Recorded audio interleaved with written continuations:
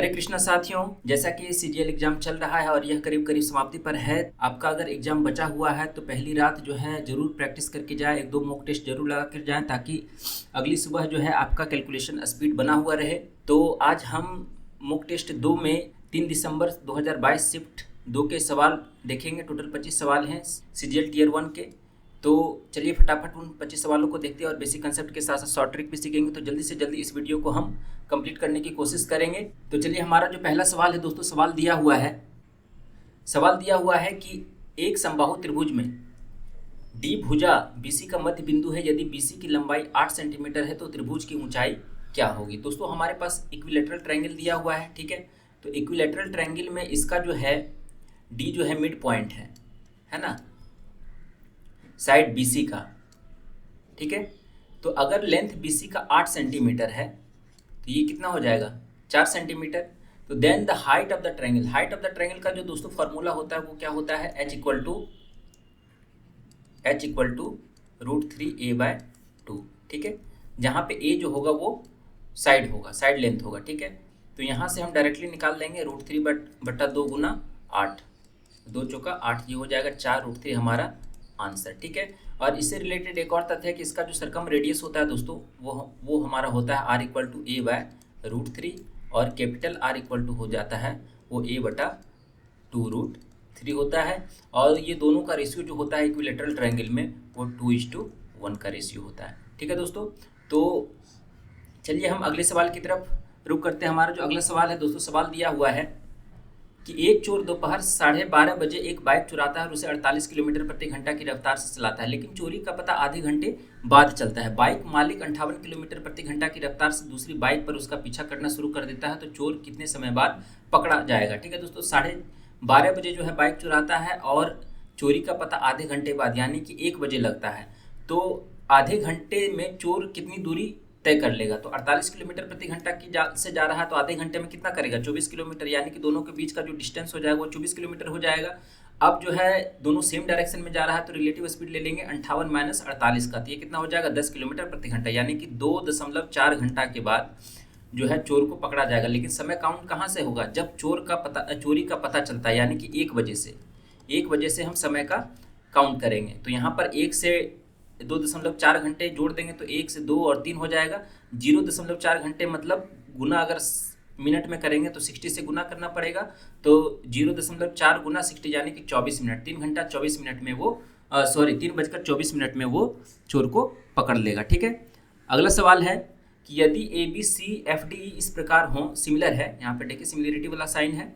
AB बराबर 9 centimetre है, AC बराबर 11 सेंटीमीटर और DF बराबर 16 सेंटीमीटर है और D बराबर 12 सेंटीमीटर है, तो BC की लंबाई क्या होगी। यहाँ पे DE बराबर 12 सेंटीमीटर। यहाँ पर देखिए कि जैसे प्रश्न में दिया हुआ है वैसे ही आपको यहाँ पर फिगर बनाना है जल्दी से, और इसके सिमिलरिटी का ध्यान रखना है। यहाँ पर देखिए कि ABC है और यहाँ पे FDE है, A के साथ F है, D है और E है, ठीक है। AB का यहाँ पर दिया हुआ है लेंथ 9 है और DF का 16 है, AC का 11 है और DE का 12 है। देन लेंथ ऑफ BC, इसका मान पता करना है। तो कोई भी दो त्रिभुज अगर समरूप होते हैं तो उनकी संगत भुजाओं का अनुपात जो होता है दोस्तों वो बराबर होता है, ठीक है। तो यहाँ पर देखिए कि इसका संगत भुजा 9 है और यहाँ पर 16 है, तो 9/16 कर देंगे बराबर, जिसकी भुजा निकालनी है BC/DE कर देंगे, ठीक है। तो संगत भुजा इसका बराबर हो जाएगा। तो BC/DE कितना है 12। अब यहाँ से 4×12, 4 चौका 16, 9 × 27/4 आंसर। BC बराबर 27/4 हो जाएगा, जो कि फ्रैक्शन में हमारा कितना देगा 6.3/4। चलिए अगले सवाल की तरफ बढ़ते हैं। अगला सवाल है कि दो बेलनों की त्रिज्याएं 1:4 के अनुपात में, ठीक है। दो बेलनों की त्रिज्याएं 1:4 के अनुपात में तथा उनकी ऊंचाई 4:3 के अनुपात में। देखिए त्रिज्या का रेशियो दिया हुआ R1/R2 बराबर 1/4 दिया हुआ है और यहाँ पे आपका H1/H2 जो दिया हुआ है वो 4:3 दिया हुआ है। तो आप जानते हैं कि इसका जो आयतन का अनुपात होगा, बेलन का आयतन होता है πr²h, यानी कि r का स्क्वायर गुना h सिंगल, ठीक है। तो यहाँ से 1 का स्क्वायर गुना 4 कितना हो जाएगा 4 और डिवाइडेड में यहाँ 4 का स्क्वायर और गुना 3, 4 चौक 16, यही 48, यानी कि कितना बन जाएगा 1/12। 1/12 हमारा आंसर हो जाएगा, ठीक है। चलिए अगले सवाल की तरफ चलते हैं। अगला सवाल है दोस्तों हमारे पास x + 1/x बराबर 2 cos थीटा है, तो x³ + 1/x³ का मान क्या होगा। ये फॉर्मूला आप जानते हैं कि अगर x + 1/x बराबर k है तो इतना बराबर क्या हो जाएगा KQ - 3k, ठीक है। बस फॉर्मूला बिठा देंगे। तो यहाँ पे के क्यू कितना है 2 cos थीटा का होल क्यू, 2 cos थीटा का whole cube minus 3 into 2 cos theta. ठीक है, अब यहाँ से हम लिख देंगे कि 2 4 है ना 8 cos थीटा और इधर 6, तो 2 कॉमन ले लेंगे तो यहाँ पर कितना बन जाएगा 4 cos क्यू थीटा। ठीक है, अब माइनस यहाँ पे 2 कॉमन लिए थे तो कितना बन जाएगा 3 cos थीटा। और दोस्तों ये जो फॉर्मूला होता है आपका, है ना, कौन सा फॉर्मूला होता है cos 3 थीटा का। ठीक है, तो ये जो फॉर्मूला आता है आपको याद रखना है कि 4 cos Q theta minus 3 cos theta जो होता है वो हमारा cos 3 थीटा का फॉर्मूला होता है। उसी तरह से sin 3 थीटा का जो फॉर्मूला होता है दोस्तों वो क्या होता है 3 sin थीटा, ठीक है, माइनस 4 sin क्यू थीटा। तो इस तरह से आप फॉर्मूला याद रखें तो हमारा जो आंसर हो जाएगा 2 cos 3 थीटा ऑप्शन 3। अगला सवाल है कि ए और बी एक निश्चित काम को 6 घंटे में कर सकते हैं और ए बी और सी मिलकर उसी काम को 4 घंटे में करते हैं, तो सी को अकेले उस काम को पूरा करने में कितना समय लगेगा। तो आप यहाँ पर जो है टाइम का रेशियो निकाल लीजिए। टाइम का रेशियो कितना है दोस्तों, ए प्लस बी काम करता है और divided by A plus B plus C काम करता है। तो ये कितने कितने दिन काम करती है, ये 6 घंटे में काम कर रहा है और ये जो है काम कर रहा है 4 घंटे में। ठीक है, तो 4 घंटे में काम कर रहा है, तो जो ये टाइम का रेशियो है ना, तो इफिशियंसी का रेशियो कितना हो जाएगा, इसका उल्टा हो जाएगा, यानी कि जो कम समय लगेगा उसकी इफिशियंसी ज़्यादा होगी। ठीक है, तो ये 4:6 हो जाएगा। ठीक है, और ये सिंपलेस्ट रेशियो में कितना बन जाएगा 2:3। अब यहाँ पर देखिए कि ए और बी एक काम को 6 घंटे में कर सकता है, तो टोटल वर्क हमारे पास कितना हो जाएगा, टोटल वर्क हो जाएगा 2 गुना इफिशियंसी है 2 ए प्लस बी का, और ए प्लस बी काम कर रहा है 6 घंटे में, यानी कि work into efficiency total work होता है, तो यहाँ पर हो जाएगा 12। ठीक है, अब टोटल वर्क 12 को कंप्लीट करने के लिए सी कितना समय लगेगा, तो हमको पता होना चाहिए कि सी का इफिशियंसी हमारे पास क्या है। तो सी का टाइम जो होगा वर्क बटा इफिशियंसी। ठीक है, तो सी का टाइम कितना है हमारे पास, सी का इफिशियंसी कितना है, तो ए प्लस बी का 2 है, तो ए प्लस बी यहाँ 2 रखेंगे तो सी का 1 निकलेगा, यानी कि 12 बटा वर्क बटा इफिशियंसी सी का कितना 1, यानी कि 12 दिन में वो काम को 12 घंटे में वो काम को खत्म करेगा। चलिए अगले सवाल की तरफ चलते हैं। अगला सवाल है दोस्तों कि ये हमारे पास एक एक्सपेंडिचर दिया हुआ है जो कि 7 आर्टिकल है और 3600 है। तो expenditure incurred on article is shown in terms of degree with respect to the total expenditure incurred in all these 7 articles। ठीक है, तो what is the average expenditure incurred on article P and Q. P और Q का जो है average expenditure आपसे पूछा जा रहा है। तो आप यहाँ पर देखिए कि टोटल जो है एक्सपेंडिचर यानी कि 360 डिग्री का मान, 360 डिग्री का मान आपका जो है 3600 है, यानी कि टोटल एक्सपेंडिचर है इक्विवेलेंट है कितना 3600 के, यानी कि ये कितना बार में कट जाएगा 10, यानी कि 1 डिग्री बराबर 10 यूनिट हो जाएगा। तो 120 प्लस 70 का एवरेज कितना हो जाएगा 120 प्लस 70 बटा 2, और इसी का मान आपको निकालना है। तो ये कितना हो जाएगा, सिंपली 10 से गुना करेंगे तो ये कितना हो जाएगा 190 बटा 2, 2 से काटेंगे तो कितना बार में कट जाएगा 2 में 18, 2 पंच 10, 950 जो होगा दोस्तों हमारा आंसर होगा। चलिए अगले सवाल की तरफ चलते हैं। अगला सवाल है दोस्तों कि sin 4 theta plus cos 4 theta in terms of sin theta can be written as. sin theta के टर्म में आपको लिखना है, तो sin 4 theta plus cos 4 theta को हम लिख सकते हैं दोस्तों 1 minus 2 sin square theta into cos square theta. ठीक है, ये फॉर्मूला होता है। उसी तरह से sin 6 theta plus cos 6 theta का जो फॉर्मूला होता है दोस्तों वो होता है 1 minus 3 sin square theta into cos square theta. ठीक है दोस्तों, तो यहाँ से आप cos स्क्वायर थीटा को sin स्क्वायर थीटा में, क्योंकि हमको sin थीटा के टर्म्स में चाहिए तो इसको 1 minus sine square theta change करना पड़ेगा, और यहाँ से टोटल मल्टीप्लाई कर दीजिए 2 sin square theta plus 2 sin 4 theta. ठीक है, अब यहाँ से एक्सप्रेशन देख लीजिए कौन सा मैच कर रहा है, 2 sin 4 theta minus 2 sin square theta plus 1 जो होगा हमारा आंसर होगा। अगला सवाल है कि 6 सेंटीमीटर त्रिज्या वाले 3 वृत्त एक दूसरे को स्पर्श करते हुए रखे गए हैं। इन तीनों वृत्तों के चारों ओर रस्सी कसकर बांधी गई है, तो रस्सी की लंबाई क्या होगी। ठीक है, तो यहाँ पर देखिए कि आपके पास 3 सर्कल है जो कि एक दूसरे को टच करते हुए रखा गया है। एक सर्कल हो गया, 2 सर्कल हो गया और 3 सर्कल है, और तीनों का जो है दोस्तों आपका रेडियस समान है। ठीक है, तो आप यहाँ पर जो है एक रस्सी को string is tightly tied around this 3 circles, यहाँ से एक रस्सी जो है आपको बांधना है। ठीक है, इस तरह से, और इस रस्सी का जो है लेंथ आपसे पूछ रहा है, तो लेंथ कितना होगा दोस्तों। तो इस तरह का अगर कोई भी कंडीशन आए तो जितने सर्कल हैं दोस्तों उतना आपको डी रखना है। ठीक है, जितने सर्कल हैं उतना आपको डी रखना है प्लस 2 पाई आर आपको यहाँ पर ये जो फॉर्मूला होता है स्ट्रिंग का, स्ट्रिंग लेंथ का, यही होता है N D plus 2 pi R. तो एन हमारा कितना है, टोटल नंबर ऑफ सर्कल हमारा कितना है 3 है, तो ये हो जाएगा 3D प्लस 2 पाई आर। और दोस्तों डी जो है डायमीटर है, तो डायमीटर कितना हो जाएगा 12 तिहाई 36 प्लस 2 पाई गुना आर कितना है 6 6 दूनी 12 पाई, 36 प्लस 12 पाई जो होगा दोस्तों हमारा आंसर हो जाएगा। अगला सवाल है कि x बराबर 3 plus 2 root 2, x greater than 0 है, then the value of root x minus 1 by root x का मान क्या होगा। दोस्तों ये सिंपल सा फॉर्मूला यहाँ पर इस्तेमाल करेंगे।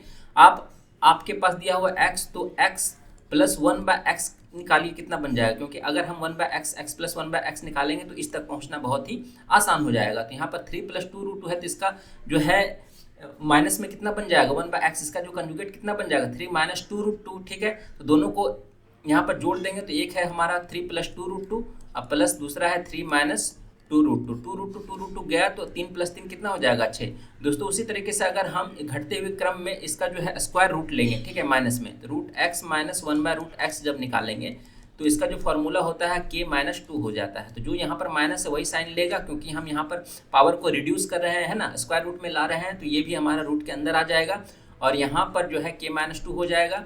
जो यहाँ पर माइनस है, यहाँ पर root x plus 1 by root x निकालते हैं तो यहाँ पर k प्लस 2 हो जाता है। तो यहाँ से फॉर्मूला कितना हो जाएगा 6 माइनस 2 बराबर 4, 4 का मान कितना हो जाएगा 2, 2 ही हमारा आंसर होगा। ठीक है, अगला सवाल है दोस्तों कि आपके पास एक टेबल दिया हुआ है जिसमें कि data of different states regarding population of states in the year 1998 का जो है आपके पास सारा डेटा का डिस्क्रिप्शन डिस्ट्रीब्यूशन दिया हुआ है। और हमारे पास जो है ये जो है स्टेट है, मेल फीमेल का रेशियो, लिटरेट और इलिटरेट का जो है आपके पास रेशियो दिया हुआ है। तो आपसे पूछा गया है कि यदि वर्ष 1998 में पिछले वर्ष की तुलना में गोवा की जनसंख्या में 20% और अरुणाचल प्रदेश की जनसंख्या में 10% की वृद्धि हुई थी, तो 1997 में गोवा और अरुणाचल प्रदेश की जनसंख्या का अनुपात क्या था। ठीक है दोस्तों, तो यहाँ पर देखिए कि 1998 में आपके पास 20% की वृद्धि हुआ है, यानी कि 1997 से 1998 में 20% का वृद्धि हुआ है। और गोवा और अरुणाचल प्रदेश की जनसंख्या के बारे में बात किया गया, और यहाँ पर देखिए कि 1998 में गोवा का जो है परसेंटेज डिस्ट्रीब्यूशन कितना है 12%, ठीक है, और अरुणाचल प्रदेश का जो है डिस्ट्रीब्यूशन है 25%। ठीक है, तो यहाँ से आप निकाल सकते हैं कि मान लेते हैं कि 1997 में गोवा की जनसंख्या x थी और x का 20% बढ़ा दोस्तों, तो x का 20% यानी कि 1/5 यानी कि 5/6 जो बढ़ा वो अभी का जनसंख्या है। ठीक है, तो अभी का जनसंख्या कितना है, टोटल जनसंख्या 32 36 000, ठीक है, 32 76 40, ठीक है, और इसका 12%, ये है आपका गोवा का जनसंख्या। मान लेते हैं कि अरुणाचल प्रदेश का जनसंख्या है y, ठीक है, और y का जो है 10% की वृद्धि हुई थी, y में 10% की वृद्धि देखी गई, तो 10% मतलब 1/10 यानी कि 11/10 का इसका यहाँ पर फैक्टर लगेगा, बराबर हो जाएगा 32 36। अभी की जो जनसंख्या है वो कितनी है अरुणाचल प्रदेश की 25%। ठीक है दोस्तों, और इसी का रेशियो आपको निकालना है। तो यहाँ से ये कट जाएगा आपके पास और ये 100 कट जाएगा, 12 25 हो गया इधर, और यहाँ पे आपके पास क्या बन जाएगा x गुना 50/y गुना 66 बराबर 12/25। ठीक है दोस्तों, तो यहाँ से ये 25 बार में कट जाएगा और यहाँ से ये 33 बार में कट जाएगा, और कुछ कटने वाला है, तो x बटा y बराबर कितना हो जाएगा दोस्तों 12/25 गुना 33 बटा, यहाँ पर कुछ मिस्टेक हो रहा है, 20% का मतलब हो गया, सॉरी, यहाँ पर जो होगा दोस्तों वो 6/5 बनेगा, 5/6 हमने लिखा है, यहाँ पर 6/5 बनेगा, 20% ये कट जाएगा, और इधर से आपका जो है कैलकुलेशन कितना हो जाएगा, इसको फिर से करते हैं, तो ये हो जाएगा 6 दूनी 12 कट जाएगा, और यहाँ पे 5 दूनी 10 कट जाएगा, तो 2x बटा 11y बराबर 2/25, 2 कट जाएगा दोस्तों, तो x बटा y का मान जो निकल के आ जाएगा 11/25 हमारा आंसर हो जाएगा, ऑप्शन 2। चलिए अगले सवाल की तरफ बढ़ते हैं। अगला सवाल है कि सुमन ने 5 वर्ष पहले 16% की साधारण ब्याज दर से प्राप्त ऋण पर 9,600 का ब्याज चुकाया, उसने कितना ऋण लिया था। तो सिंपल सा फॉर्मूला लगाना है PRT बटा 100, 9600 बराबर P गुना R गुना T, यानी कि लोन का 5%, 5 वर्ष और 16 का इफेक्टिव कितना हो जाएगा, 16 पंचे 80 बटा 100, ये कट जाएगा। आपके पास 12 8 96, एक्स का मान यानी कि लोन का मान कितना हो जाएगा 12,000, 12,000 हमारा आंसर। अगला सवाल है कि tan थीटा माइनस 14 पाई का मान क्या होगा। दोस्तों इस सवाल में हम एक दो कंसेप्ट आपको बताना चाहेंगे कि जब भी इस तरह का, देखिए यहाँ पर दिया हुआ है कि tan a माइनस बी का फॉर्मूला आपको लगाना है। तो tan a माइनस बी का फॉर्मूला कितना होता है, tan a यानी कि tan थीटा माइनस tan 14 पाई, ठीक है, divided by 1 plus tan a into tan b, यानी कि tan थीटा इंटू tan 14 पाई, ठीक है दोस्तों। अब यहाँ से tan 14 पाई का मान अगर आपको मिल जाएगा तो आप डायरेक्टली इसको सॉल्व कर सकते हैं। तो दोस्तों यहाँ पर जो कंसेप्ट होता है वो यही होता है। यहाँ पर देखिए कि tan 14 पाई यानी कि tan थीटा बराबर 0 होता है, तो थीटा का जो होता है सॉल्यूशन होता है वो n पाई, यानी कि n इंटीजर के किसी भी मान के लिए अगर यहाँ पर हम गुना करेंगे, कोई भी इंटीजर यहाँ पर गुना करेंगे, पाई के साथ मल्टीपल करेंगे, तो आपका जो है tan थीटा का मान आपका 0 देगा, ठीक है दोस्तों। उसी तरीके से साइन थीटा भी करेंगे, तो अगर साइन थीटा बराबर 0 है तो थीटा बराबर n पाई के लिए भी वो जो है कंडीशन 0 बनेगा, ठीक है। और उसी तरह से अगर cos थीटा बराबर 0 करेंगे दोस्तों, cos थीटा बराबर अगर 0 करेंगे तो थीटा बराबर कितना हो जाएगा 2n+1 इंटू पाई बाय 2, यानी कि 2n+1 के मान के लिए जो है हर पाई बाय 2 पर थीटा का मान जो है आपका cos थीटा का मान 0 देगा, ठीक है दोस्तों। तो यहाँ पर देखिए कि tan थीटा बराबर 0 दिया हुआ, तो थीटा बराबर n पाई, तो n की जगह अगर 14 रखेंगे तो 14 पाई का मान कितना हो जाएगा, tan 14 पाई बराबर 0 बनेगा दोस्तों, ठीक है। तो ये जो है आपको याद रखना है ना। उसी तरीके से जनरल सॉल्यूशन ऑफ ट्रिगोनोमेट्रिक में आप जाकर इसको पढ़ सकते हैं, देख सकते हैं, सीख सकते हैं, ठीक है। तो यहाँ पर हम 0 रखेंगे तो ये कितना बचेगा, tan थीटा बटा 1 प्लस 0, ये 0, ठीक है। तो tan थीटा बटा 1 यानी कि tan थीटा हमारा आंसर होगा। चलिए अगले सवाल की तरफ बढ़ते हैं। अगला सवाल है दोस्तों कि what will be the remainder when 7 पर पावर 42 माइनस 8 डिवाइडेड बाय 48, ठीक है। 7 पर पावर 42 को अगर हम 48 से डिवाइड करेंगे तो हमारे पास रिमाइंडर क्या बनेगा। तो यहाँ पर क्या फार्मूला लगाना है आपको, यहाँ पर देखिए कि 48 जो है इसको हम लिख सकते हैं 49 माइनस 1, ठीक है। तो इसको हम लिख सकते हैं 7 पर पावर 2 का 21 माइनस 1 प्लस 1 हम ऐड कर सकते हैं, डिवाइडेड बाय इसको हम लिख सकते हैं 49 यानी कि 7 का स्क्वायर माइनस 1, ठीक है। 7 का स्क्वायर माइनस 1 हमने इसलिए लिखा क्योंकि हमारे पास जो फार्मूला है, हमारे पास जो कंसेप्ट है वो ये है कि अगर a to the power n minus b to the power n है ना, a plus a minus b से डिविजिबल होगा जब n जो होगा हमारा for all values of n, ठीक है। n जो होगा कोई भी वैल्यू के लिए हमारे पास जो है a minus b, n natural number के लिए, कोई भी नेचुरल नंबर के लिए जो होगा ये a माइनस बी जो है डिविजिबल होगा, ठीक है। तो ये कंडीशन है। दूसरा फॉर्मूला है, दूसरा कंसेप्ट है क्या कि अगर a to the power n minus b to the power n है, अगर n इवन पॉजिटिव नंबर है तो आपका जो है a प्लस बी से वह डिविजिबल होगा। अगर हम यहाँ पर a to the power n minus b to the power n a plus b से डिविजिबल होगा जब n जो होगा वो हमारा इवन पॉजिटिव नंबर होगा, ठीक है, इवन नंबर होगा, इवन पॉजिटिव नंबर होगा, ठीक है। उसी तरीके से एक और कंसेप्ट है यहाँ पर कि a to the power n plus b to the power n जो होगा वो डिविजिबल होगा a प्लस b से अगर आपका जो है n ऑड पॉजिटिव नंबर है, ठीक है।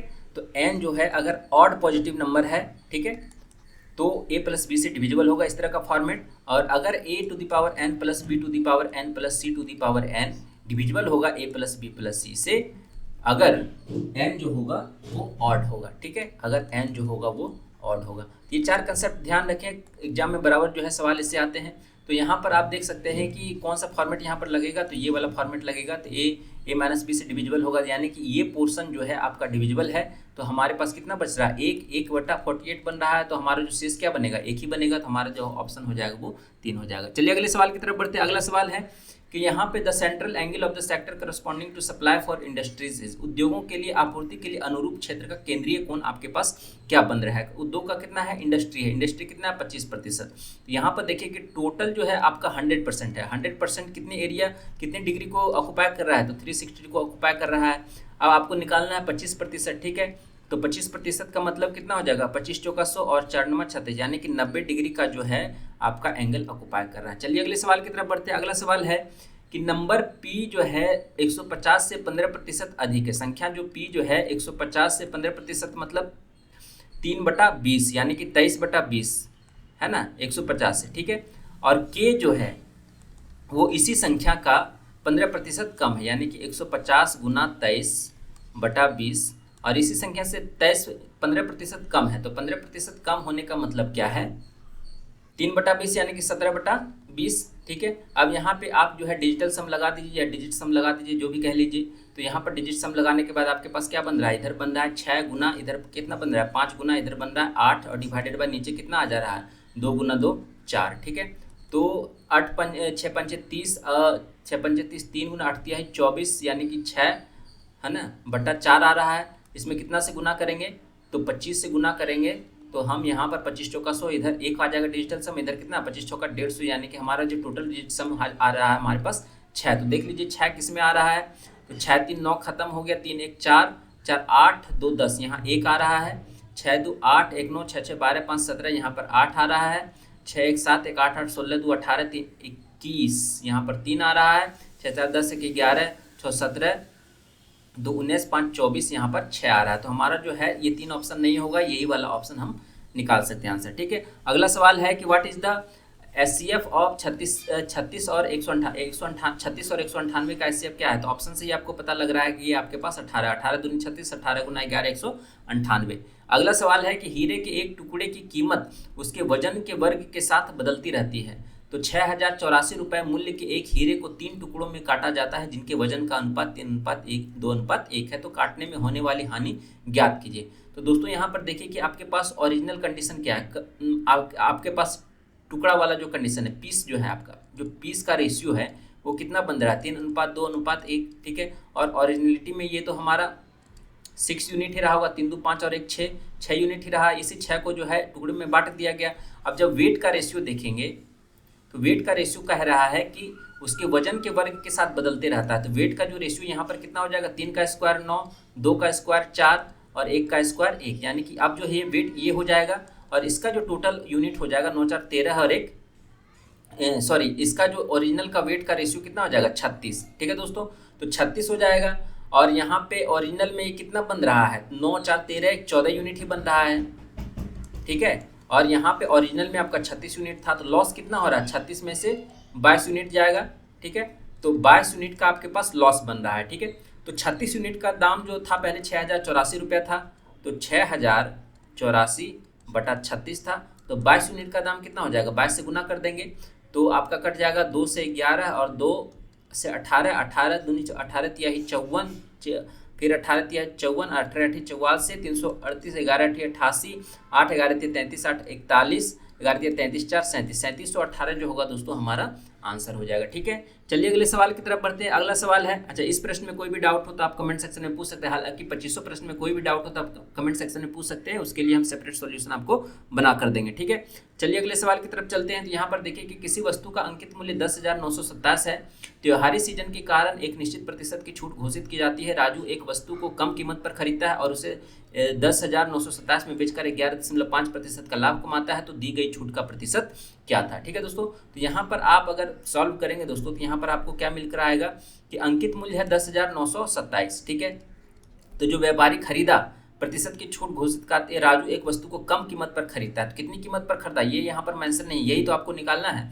तो कितने प्रतिशत छूट पर मान लेते हैं कि x% छूट था, तो ये कितना बन जाएगा 100 - x बटा 100, ये हो गया आपका CP। राजू ने खरीदा और उसको बेचा कितना 11.5% के लाभ पे, यानी कि 111.5 डिवाइडेड बाय 100 पर इसको बेचा और टोटल इसका जो विक्रय मूल्य हुआ कितना हुआ 10,927, ठीक है दोस्तों। ये कट जाएगा हमारे पास। आपको x का मान निकालना है, तो यहाँ पर कितना आ जाएगा 100 - x बराबर कितना हो जाएगा 10,000 बटा 111.5। ये दशमलव हटेगा तो नीचे ऊपर जो है 1 शून्य जाएगा, तो x बराबर कितना हो जाएगा 100 - 10,000 डिवाइडेड बाय सॉरी यहाँ पर 5 होगा, 1 लाख हो जाएगा और ये हो जाएगा हमारे पास 1115, ठीक है। तो यहाँ पर 1115 गुना 100 यहाँ करेंगे तो आपके पास कितना बचेगा 1115 115, ठीक है 11500 डिवाइडेड बाय 1115, ठीक है। अब इसको सॉल्व करेंगे दोस्तों तो कितना बार में कटेगा आपका,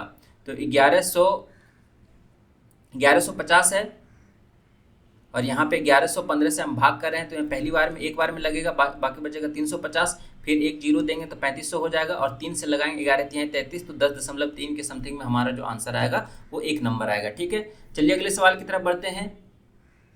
अगला सवाल है कि x प्लस 1/x बराबर -2 दिया हुआ है, तो what is the value of इतना इतना इतना और इतना, x less than equal to 0 है। तो अगर x का मान -1 दिया हुआ है, या नहीं सॉरी, यहाँ पर अगर x प्लस 1/x बराबर -2 दिया हुआ है, तो इस तरह के फॉर्मेट में हम x इक्वल टू -1 और ही पुट करके हम इसको इस इक्वेशन को जो है हम सेटिस्फाई करते हैं। ठीक है, तो यहाँ पर x बराबर -1 रखेंगे तो ये -1 देगा, प्लस यहाँ पर 1/-1 देगा, प्लस यहाँ पर 1 देगा क्योंकि इवन पावर है, और यहाँ पर प्लस 1/1 देगा, ये भी। तो यहाँ पर देखिए 1 - 1 1 1 1 कट जाएगा, हमारे पास आंसर आ जाएगा 0, ऑप्शन 4। अगला सवाल है कि find the mean proportion between 6 plus √8 and 3 minus √8। जब भी मीन प्रोपोर्शन आपसे निकालने के लिए कहा जाए दो संख्या का, तो इसका जो फॉर्मूला होता है वो होता है √√AB, यानी कि इसको हम आपस में गुना कर देंगे। तो आपस में गुना करेंगे तो कितना बनेगा, 6×3 = 18 प्लस 3 √8, √8 को हम लिख सकते हैं 2 यानी कि 6√2 हो जाएगा, माइनस ये हो जाएगा 6√2, इसको आप गुना करेंगे और 2√2 गुना 2 यानी कि ये हो जाएगा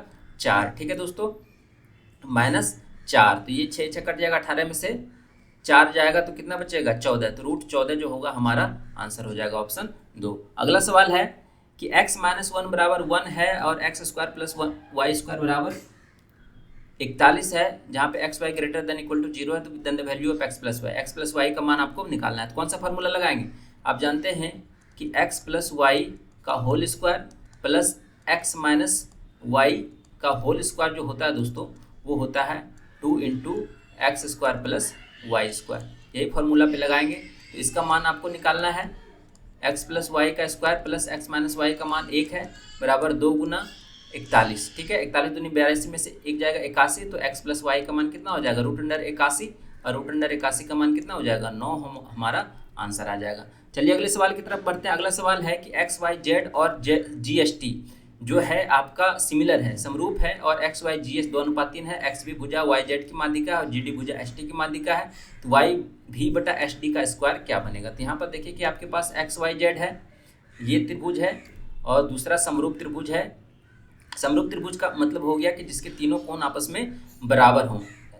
ठीक है, तो इस तरह से हम यहाँ पर समरूप निकाल सकते हैं। तो ये हो जाएगा x, ये हो जाएगा y, ये हो जाएगा z, और g हो जाएगा, ये s हो जाएगा, और ये t हो जाएगा, GST।